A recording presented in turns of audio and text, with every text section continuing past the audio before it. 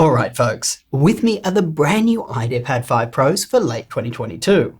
If you aren't familiar with Lenovo's range, the IdeaPad 5 line is really their value line.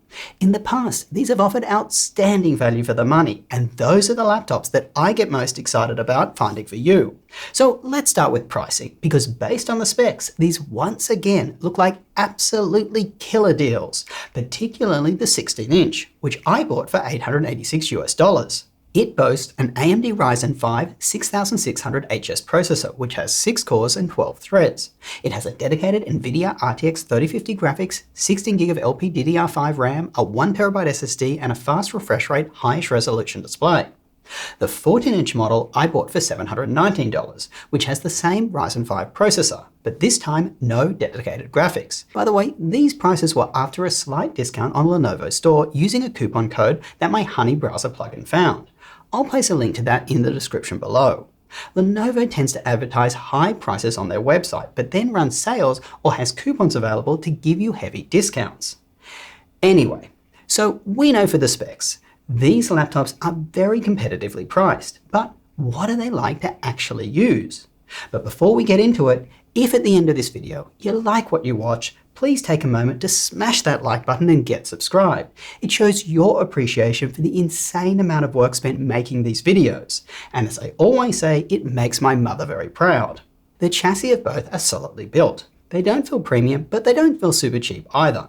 The 14-inch feels light enough for its size at 3.2 pounds. That is lighter than the MacBook Pro 14, which weighs 3.5 pounds, although the Mac does have a slightly larger screen size at 14.2 inches versus 14. The 16-inch weighs 4.4 pounds, which is lighter than the 4.7 pound starting weight of the MacBook Pro 16. The 14-inch comes with a standard Lenovo 65-watt USB-C charger. As I've said in numerous videos, Lenovo does have a super light and compact 65-watt charger that I would suggest buying, as it will improve the overall portability. I'll place a link to that charger in the description below. The 16-inch comes with a larger 135-watt power brick to support the increased power needs of its NVIDIA RTX 3050 dedicated graphics. This uses Lenovo's charging connection. The good news is that the 16-inch can still be charged via its USB-C port. So for days that you don't need to use the NVIDIA RTX 3050 graphics, you can bring a smaller charger with you. Moral of the story, both these laptops are portable for the size of the screen that they have. On the ports, it's a good story when it comes to the variety of ports offered, but not on their speeds. On the 14-inch, you've got 2 USB-As, 2 USB-Cs, an HDMI 2.0 port, and a headphone mic combo jack, plus an SD card reader. Unfortunately, all the USBs are the slower 5GB ones, and the SD card reader is UHS 1, which is also slow. The 16-inch has almost identical ports, except trades one USB-C port for Lenovo's proprietary charging port. Unfortunately, on both laptops, both charging capable ports are on the left side, so you will have to run a cable around the back if your outlet is on the other side.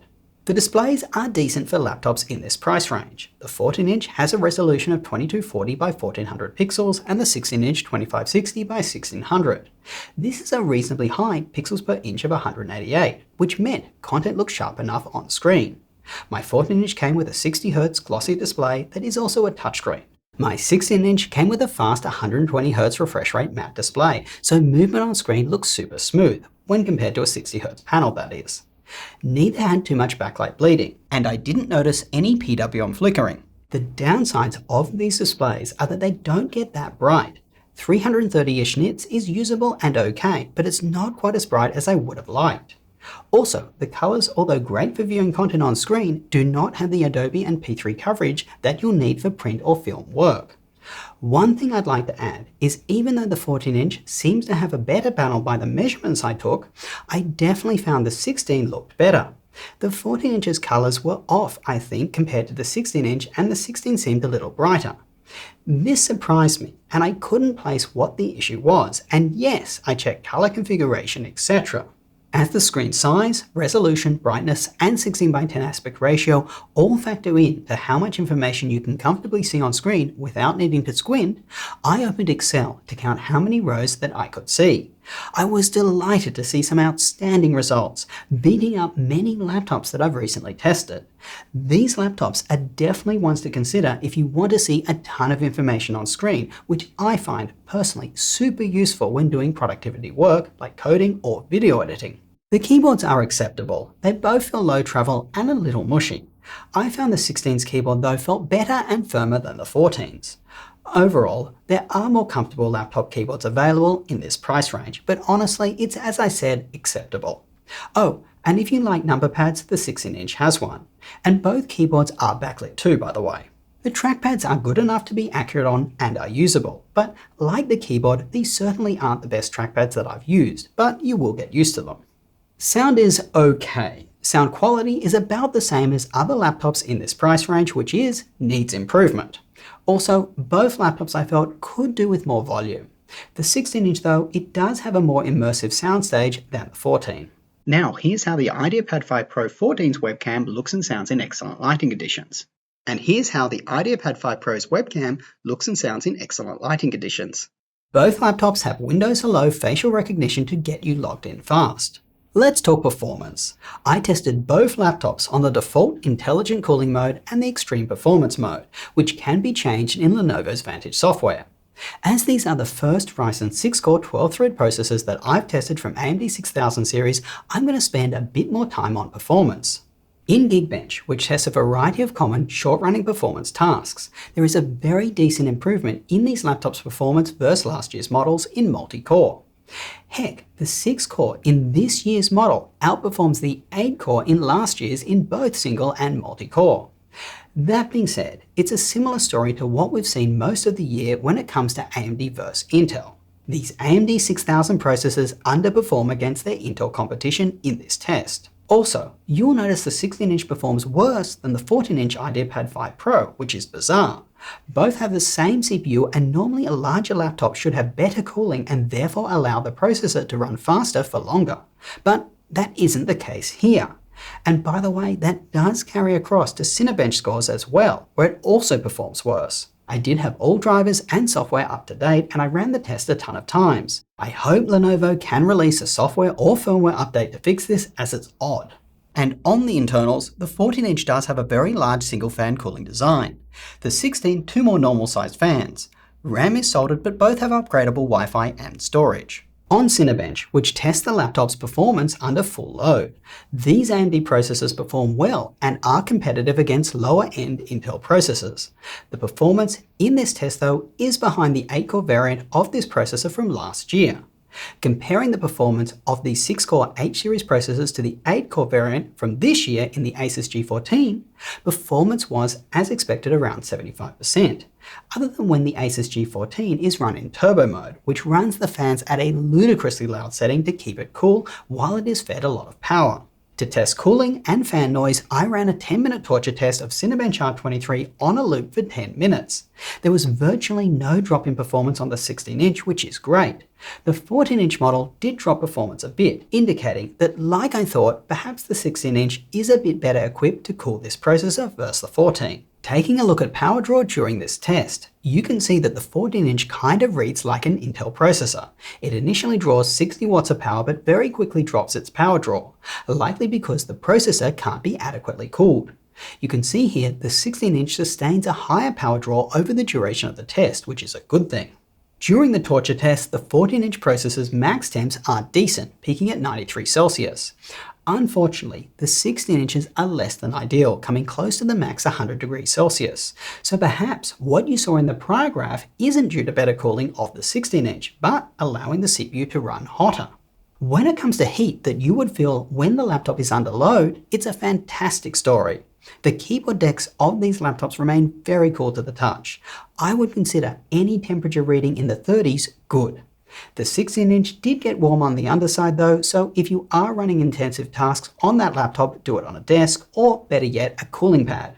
Check out the difference between the temperatures that you'd feel on these laptops versus similarly priced Intel ones. Much cooler. When it comes to fan noise when under load, these laptops are loud. Under everyday use though, like browsing the web or using Office, I found the 16-inch very quiet, and honestly, I never noticed the fans running at all. Unfortunately though, I did notice the fan noise on the 14-inch and I found it distracting.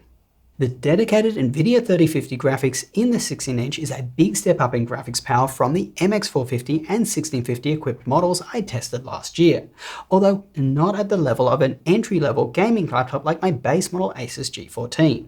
And there is NVIDIA Advanced Optimus, so you'll be able to access the full power of your graphics without requiring a restart like a traditional mux switch would, or losing performance altogether by being forced to run your dedicated graphics via the slower integrated one, like older gaming laptops would.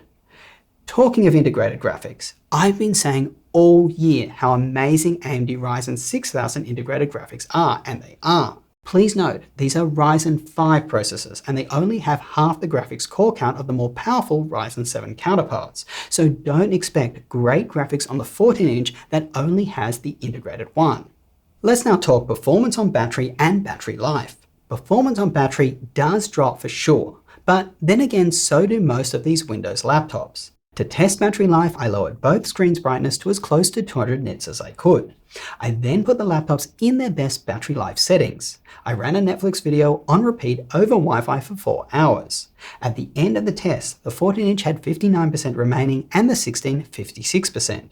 So if you extrapolate that out, you should get about 8 hours battery life with a similar use case. This is a very decent result. So let's wrap. The 16-inch I like a lot. I think it's a very competitive product for the money. It's pretty much good or good enough at everything that you'd want in a large screen, powerful laptop. It's lightweight, you've got powerful dedicated graphics inside, you've got decent battery life, and the screen, keyboard, and trackpad are all acceptable. Plus, the price is amazing. When it comes to the 14-inch though, it's decent, but I don't think it stands above other competitors in the price range. The Asus ZenBook 14 that I recently reviewed can be found much cheaper and has a substantially nicer OLED screen. Its fan noise is a bit more disturbing though, and it does use PWM flickering to lower the screen's brightness. I'd also check out the HP Pavilion 14 Plus, which has a better keyboard display and trackpad, and a more powerful processor. Its downside though is short battery life. I'll post links to my videos on those laptops and where you can buy them down below. Well, that's all for today, folks. If you need help selecting your next laptop, make sure to join our Discord channel, where vetted laptop advisors are standing by to help you out. Also, not many of you have followed me on Twitter, Instagram, or TikTok. What are you lot waiting for? I post tons of updates on my life and what I'm working on there, particularly on Twitter. So check them out, links below. Till next time, go do something awesome with your day, and I will catch you later.